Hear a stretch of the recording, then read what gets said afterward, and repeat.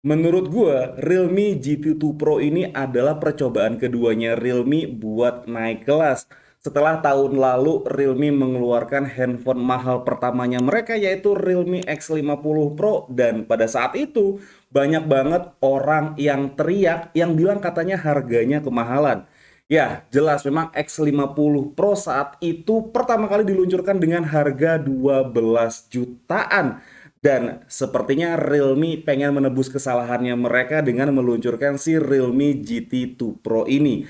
Dan apakah handphone yang satu ini layak buat jadi daily driver kalian? Oke, kita cari tahu di video kali ini.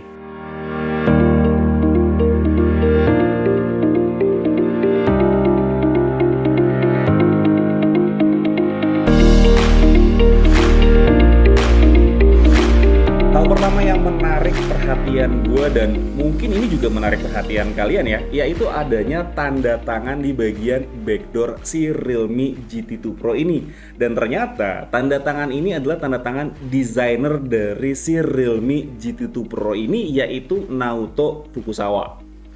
Yang pasti sih itu orang kayaknya terkenal banget karena si Realme itu semangat banget nih buat naro si tanda tangan si Naoto Fukusawa ini di bagian backdoor handphonenya. Dan nggak cuman itu, ternyata ya untuk di casingnya pun juga si Realme GT2 Pro ini menyantumkan tanda tangan dari si Naoto Fukusawa. Kayaknya sih setahun dua tahunan belakangan ini Realme itu sering banget gonta-ganti bahasa desainnya. Dan ya menurut gua sih itu kayaknya supaya si Realme ini tetap stand out dibandingkan dengan yang lain. Ya nggak salah sih, tapi menurut gua itu ya kadang hit, kadang miss juga. Tapi untuk kasus si Realme GT2 Pro ini sih menurut gua kayaknya bakal banyak banget orang yang suka sama desainnya. Good job Realme. Nah, untuk bagian backdoornya nih, ini bahannya spesial banget teman-teman. Realme itu menyebutnya bahannya adalah biodegradable, susah banget namanya. Biodegradable polymer dengan motif seperti kertas. Kalau kalian pegang bagian backdoornya ini tuh berasa unik banget dan dengan bahan seperti yang sudah gue sebutkan tadi, Realme itu bilang kalau handphone ini tuh lebih ramah lingkungan karena memang ya kayak kertas. Tapi sih kalau misalkan gue pegang ya, ini kayak spanduk dah. Tau nggak lu spanduk warteg? Kayak gini dah bahannya dah. Oh ya, untuk beratnya ini juga menurut gua masih terbilang ringan ya. Tepatnya ini ada di 189 gram. Dan memang udah nyaman dan ya nyaman banget lah kalau misalkan kita genggam seperti ini bahkan dengan satu tangan kayak gini. Handphonenya berasa tipis dan udah pas banget di tangan gue yang lumayan gede sih. Layaknya handphone flagship nih teman-teman, untuk frame dari si Realme GT2 Pro ini dia sudah terbuat dari aluminium dan kita bisa lihat nih dengan adanya garis antena di sini. Dan untuk di bagian depannya ini ada layar yang sudah dilapisi Corning Gorilla Glass Victus. Dan di dalam layar ini juga disematkan sensor sidik jari yang responnya tuh gue bilang sih ini cepet banget ya teman-teman. Dan dengan adanya sensor sidik jari di bawah layar ini, kalian juga bisa menggunakan untuk mengukur detak jantung kalian. Cobain deh.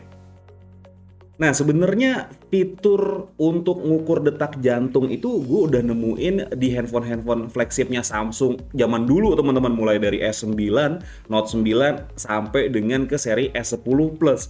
Tapi sayangnya fitur-fitur itu sudah nggak lagi disematkan di handphone-handphonenya Samsung dan sekarang diadopsi sama flagship-flagship yang sekarang. Apakah ini suatu konspirasi teman-teman? Apa sih konspirasi? Ya lah, pokoknya itu apakah ini salah satu kudeta dari beberapa handphone flagship untuk mengkudeta handphonenya Samsung? Kalian jawab di kolom komentar, oke? Nah, ngomongin masalah layar ya teman-teman, si Realme GT2 Pro ini dia menggunakan layar dengan bentang 6,7 inci dan panel yang digunakan adalah LTPO AMOLED. Nah, teknologi terbaru ini tuh diklaim sama Realme lebih hemat daya dan juga sudah memiliki refresh rate yang adaptif. Mulai dari refresh rate paling rendah yaitu di 1 Hz sampai di 120 Hz. Dan ini bikin kita itu nggak manteng di satu refresh rate aja, yang bikin handphonenya harusnya memang lebih irit baterai secara teori. Tapi teman-teman, setelah gue lakukan pengetesan nih ya bersama tim di sini, itu kayaknya kalau pas lagi buat main game itu refresh rate-nya di lock di 60 Hz aja. Nggak salah sih, memang tetap smooth dan juga lancar banget main gamenya.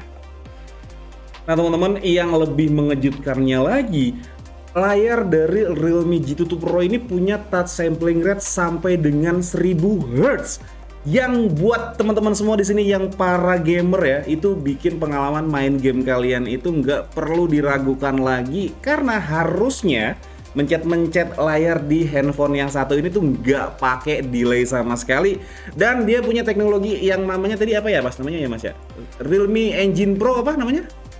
Turbo Engine. Gitu lah pokoknya, dia punya teknologi yang namanya engine buat game.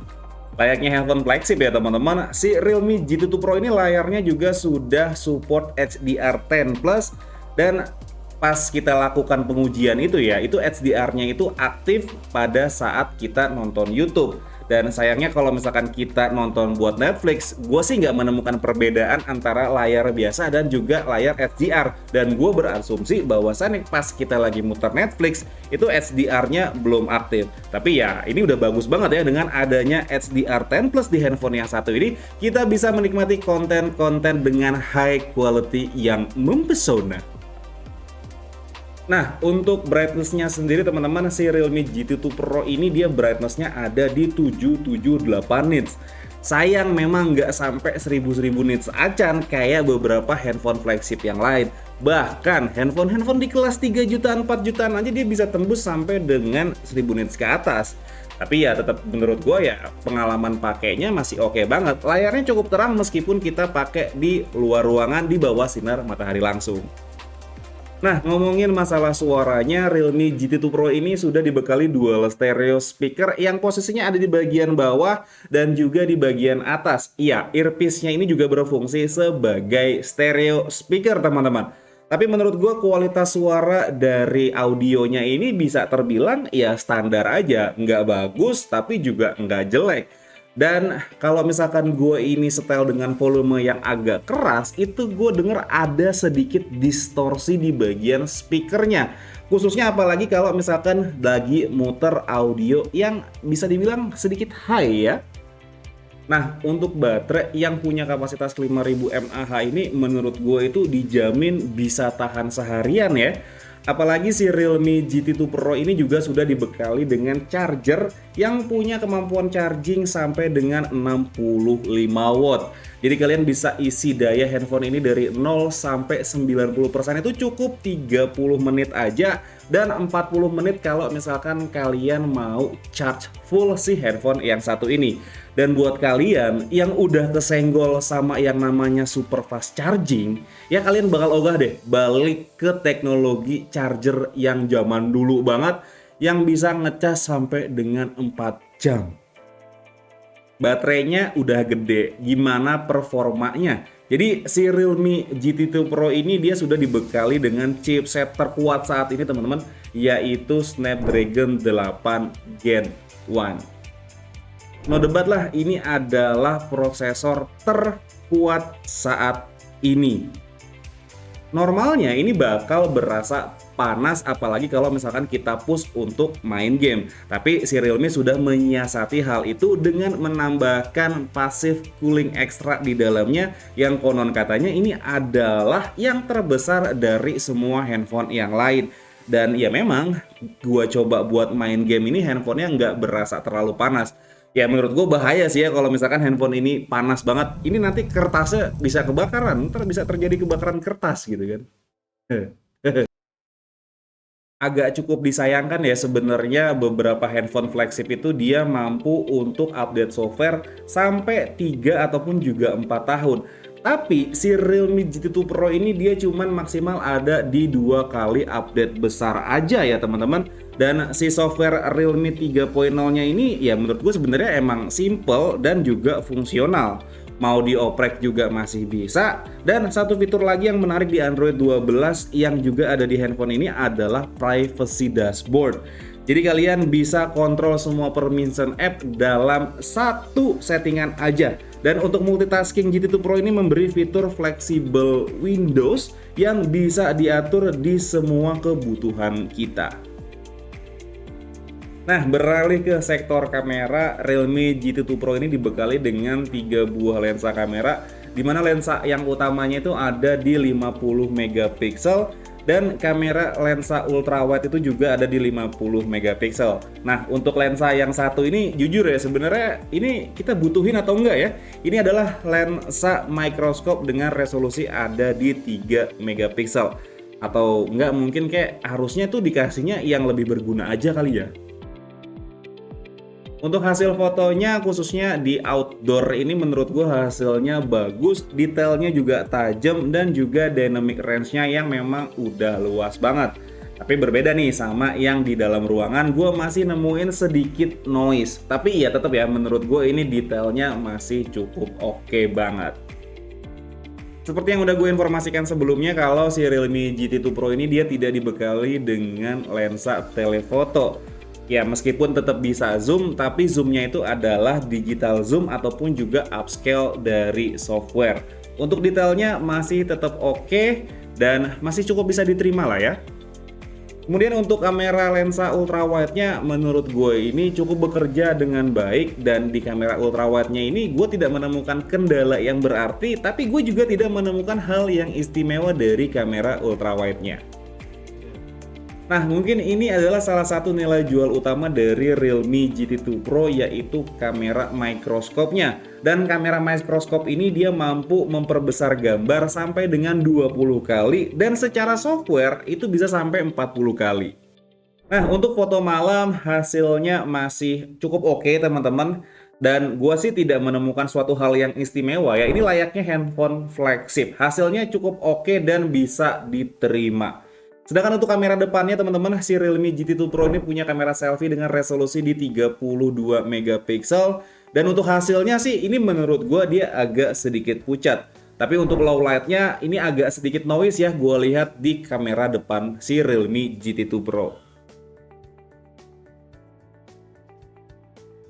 Nah, untuk kamera utamanya ini dia mampu merekam video hingga 8K di 30 fps. Tapi sayangnya untuk 8K di 30 fps ini handphonenya tidak ada stabilizernya ya teman-teman. Jadi hasilnya itu cukup goyang.